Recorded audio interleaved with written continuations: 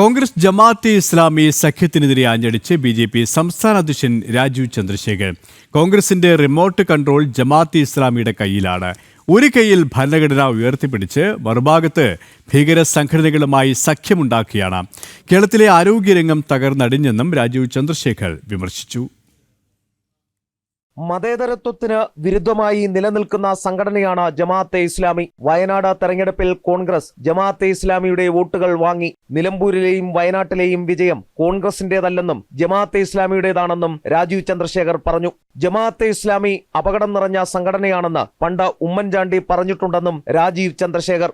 ജമാഅത്തെ ഇസ്ലാമി പറയുന്നു, ഞങ്ങൾ ശരിയ ലോ കൊണ്ടുവരാൻ ആഗ്രഹിക്കുന്ന പാർട്ടിയാണ്, ഞങ്ങൾ ആൻറ്റി സെക്യുലർ പാർട്ടിയാണ്, ഞങ്ങൾ ആൻറ്റി ഡെമോക്രസി പാർട്ടിയാണ്. എന്നിട്ടാണ് കോൺഗ്രസ് ഒരു കയ്യിൽ കോൺസ്റ്റിറ്റ്യൂഷൻ വേവ് ചെയ്തിട്ട് ഇവരുടെ ഒപ്പം അലയൻസ് ചെയ്യുന്നത്. അതൊരു എറ്റത്താപ്പല്ലേ?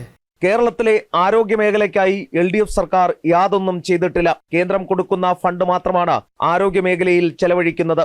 ഒരു ഡോക്ടർ സത്യം വിളിച്ചു പറയുമ്പോൾ അത് ഗൗരവമായി എടുക്കുകയാണ് വേണ്ടതെന്നും ശബ്ദം അടിച്ചമർത്താൻ ശ്രമിക്കരുതെന്നും രാജീവ് ചന്ദ്രശേഖർ വ്യക്തമാക്കി.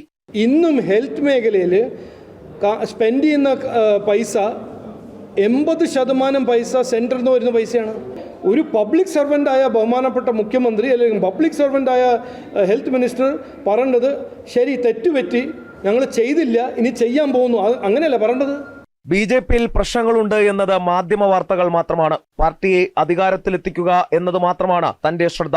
സുരേഷ് ഗോപിയുടെ സിനിമയുമായി ബന്ധപ്പെട്ട വിവാദം കോടതിയുടെ പരിഗണനയിലാണ്. തിരുവനന്തപുരത്തെ ബ്രഹ്മോസ് എയ്റോസ്പേസ് അടച്ചുപൂട്ടും എന്നത് വ്യാജ വാർത്തയാണെന്നും സ്ഥാപനം DRDOയ്ക്ക് കീഴിൽ കൊണ്ടുവരുമെന്നും രാജീവ് ചന്ദ്രശേഖർ കൂട്ടിച്ചേർത്തു. എസ് ശ്രീകാന്ത്, ജനം, ഡൽഹി.